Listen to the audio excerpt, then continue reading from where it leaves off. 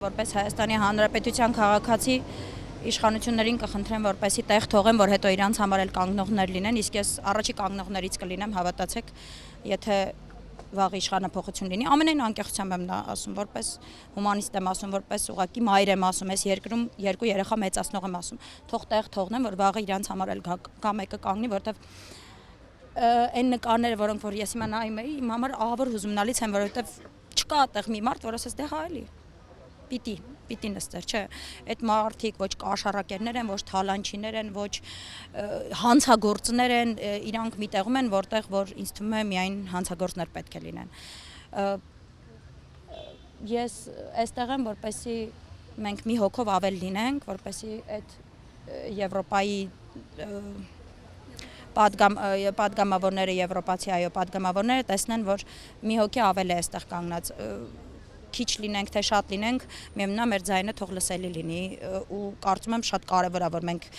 իրենց ասենք, որ օքեյ չի, այսինքն չգան Հայաստան միայն գառնին տեսնեն, ինչ որ, չգիտեմ, արարողակարգային բաներ անեն, գնան ծաղիկ խոնարեն, չնայած ծաղիկ խոնարելու տեղն էլ քանդել են, ինձ թվում է այդտեղ են չեն գնում ծաղիկ խոնարելու, ուզում եմ որ տեսնեն, որ չէ, մեր երկրում, եթե իրենք համարում են, որ սա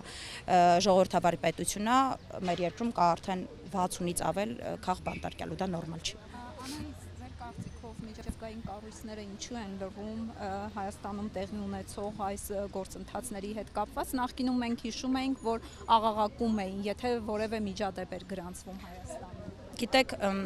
հենց ինքնիշխանությունը իմ կարծիքով ժողովրդի եւ պետության դրա մեջ է կայանում, երբ որ դու չես սպասում, որ ինչ-որ մեկը քո փոխարեն ինչ-որ բան ասի, երբ որ քո երկրում ես շատ լավ այդ դեպքը հիշում եմ արցախցիների տարհանման օրերին, գիտեք այդ օրերին ես ինչով էի զբաղված, բազմաթիվ արցախցիներին ընդունելով, տեղավորելով եւ նրանց համար սնունդ հավաքելով եւ շատ լավ հիշում եմ ՄԱԿ-ի գագաթնաժողովում այդ ելույթը, երբ որ Արարատ Միրզոյանը իդեպ հրաշալի ելույթ ունեցավ իմ համար ամենայն անկեղծությամբ ու ասաց, որ այս դեպքերն է կատարվում, Ադրբեջանի, եթե չեմ սխալվում, արտգործնախարարը կամ փոխնախարարը պատտվեց, ասաց, չեք ասում, ձեր ղեկավարը ասում է ամեն ինչ օքեյ է։ Դրա համար եմ ասում, մի սպասեք էլի, որ ինչ որ մեկը պիտի գա, մեզ պուպուշանի, մեր գլուխը շոյի ասի, վայ, ես ինչ խեղճ են, չէ, եթե մենք մեր երկրի ղեկավարը ասում է, որ մեր ոչ ոք չի կատարում, շատ լավ, մարդիկ անցնում են, ոչ մի պայթյուն տեղի չի ունեցել ու չգիտենք էլ միջև այդ պայթյունը ինչի արդյունքում էր տեղի ունեցել, ոչ մի երեխաներ ռումբից չեն մահացել, իդեպ այդ երեխաներին երկու, որոնք որ մահացան հենց առաջի օրը, նրանց 20 թվականին տարհանման ժամանակ դիմավորել էի ես նրանց եւ նրանց մայրիկին տեղ էի տվել, այո, ուզում եմ ասեմ, եթե մենք չենք այդ ընկալում, մեր ղեկավարությունը մենք ենք, չէ, վերջի վերջով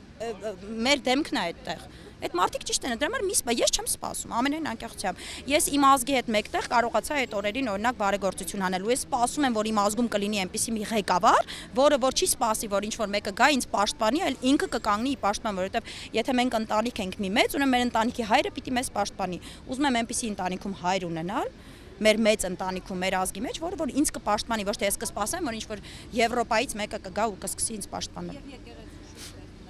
Գործընթացների հետ կապված, ինչ պետք է անի առաքելական եկեղեցու հետևորդը եւ ինչ պետք է անի առհասարակ հայ ազգը։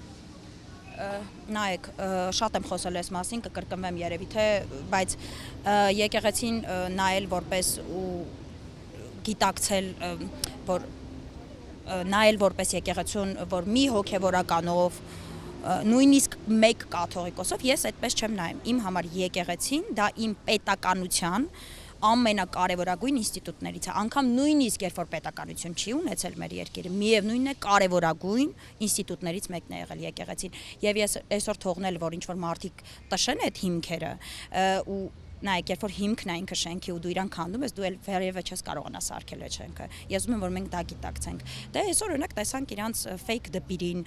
ֆեյք կարգալույց եղած քահանայով, ֆեյք պատարագին, ֆեյք դպիրին։ Եթե մարդ կա, ես շատ ուրախ եմ իդեպ, եկեք ազնիվ լինենք, այն ինչ որ կատարվեց այդ օրերի այդ օրվա պատարագին, դա հավատավոր ժողովրդի կամքի ներկայությունն էր, որ մենք չենք գնում այդպես բանի մասնակցել։ Դուք այնտեղ տեսել եք, բացի իրենց, հա, սատարող այդ փոքրիկ ինչ որ մասայա, չգիտեմ, շատ թեկուզ մեծ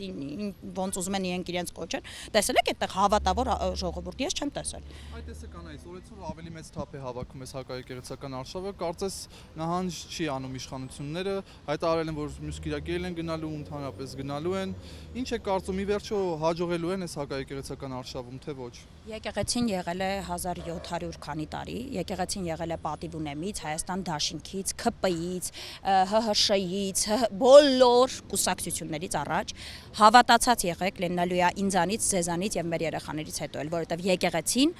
մեր պետականության հիմնասյուներից մեկն է։ Եկեղեցին այն ինստիտուտն է, որը որ չպիտի չափվի ինչ որ մեկի ուզելով կամ ինչ որ մեկի չուզելով։ Մնալու է ու հավատացած եղեք, իսկական հավատավոր հայը դրա կողմնակից է, ես վստահ եմ։